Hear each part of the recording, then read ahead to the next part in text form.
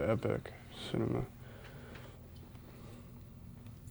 Because Duvall, I appreciate his acting so much because it's so understated and sometimes overlooked because everybody seems to see it. Okay. Nicholas, how cool is Sean Connery? He's about as cool as it gets. You know, he's cool, but at the same time, he's not afraid to show jeopardy, which I admire. That's not an easy thing to do, to be the guy everybody wants to be, and at the same time unafraid to play the fear that comes with danger, which makes him more of a human character than just a stoic action hero. Is he one of those actors on your list that you wanted to work with at some point in your life? Absolutely. His career is a career that I've emulated and in some ways have tried to model, in that he's one of the only superstars that I can think of that can go from the action genre, which is the world stage, and then go straight into an in-depth character analysis drama picture.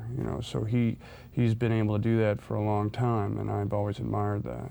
Is he kind of a quiet guy, a fun guy, a joking person, or is he a thinker? I mean, what kind of mysterious man? Well, he is a great joke teller. He's always coming up with jokes and stories. I found him to be a very straightforward man, a down-to-earth sort of man who, is I've found easy to work with.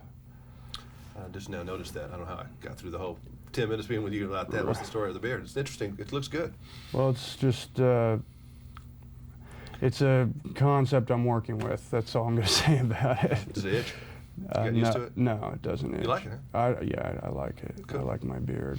The Oscars, the glow of the Oscar kind of dimming a little bit. You getting past that? I mean, I was rooting for you that night, and I was glad you won. It was kind of one of those deals that, you like people that are good to have good things happen to them. And I don't know what I would have done if you hadn't won. I'd have been sick or something. Oh, thanks. So no, I'm still very happy about it. It was a great year. It was a great moment for me. Something I really didn't expect. My approach to work has never really been about awards, or I would not have made a movie like Leaving Las Vegas, because history has proven that normally it's not the kind of picture that would get attention from the Academy.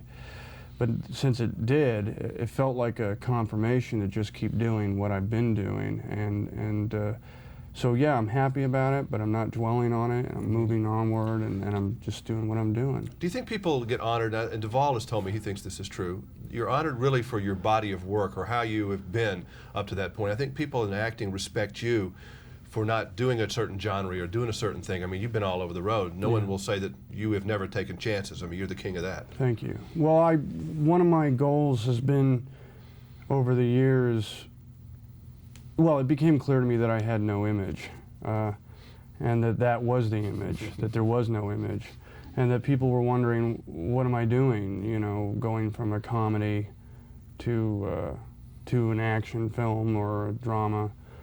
And then suddenly that became exciting to me. It was just something that I organically wanted to do. It wasn't, by definition, all that planned. I mean, I just have always, as a child even, liked the idea of playing different kinds of characters, and then liked the idea of being in different kinds of movies. I suppose I've tried to fit as many different careers as I can into one. Are you very good at watching yourself, either in a daily or something, or do you make yourself watch yourself just to kind of see what you're doing and adjust things, or are you very uncomfortable in doing that? I like to go and check it out.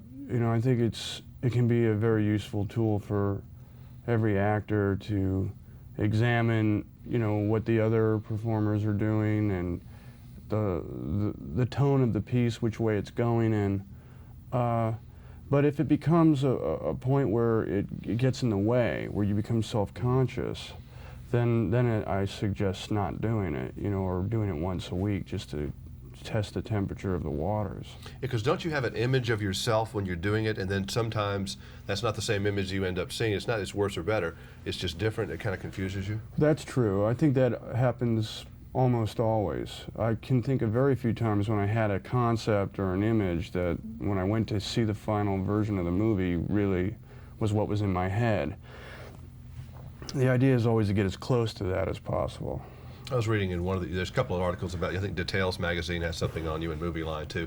And it's always fun to read things about you, because if any of us would have done things in high school and other times that are fun. I was writing one of them that I thought was great. You put grasshoppers in an egg salad sandwich at school? I've had this strange relationship with bugs. I don't like them. They scare the heck out of me, and anything that small that has that kind of power is fascinating.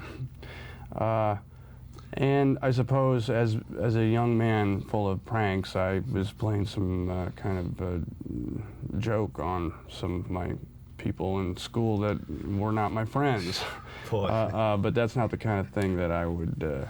It was a high school thing. It's okay. Yeah, I mean, you know, people grow from being 17. And you had an interesting comment in one. As one who grew up, I was raised by Captain Kangaroo, in fact. You didn't really care much for Mr. Green Jeans. Well, there was something that was just so incredibly boring about him in those green overalls. Did you like Bunny Rabbit? To tell you the truth, I don't remember Mr. Bunny Clock, Rabbit. Mr. I couldn't get past Mr. Green Jeans. I would just spend the rest of the show trying to devise ways of exterminating him. On that note, thank you, sir. All right. Great seeing you again. But see, I always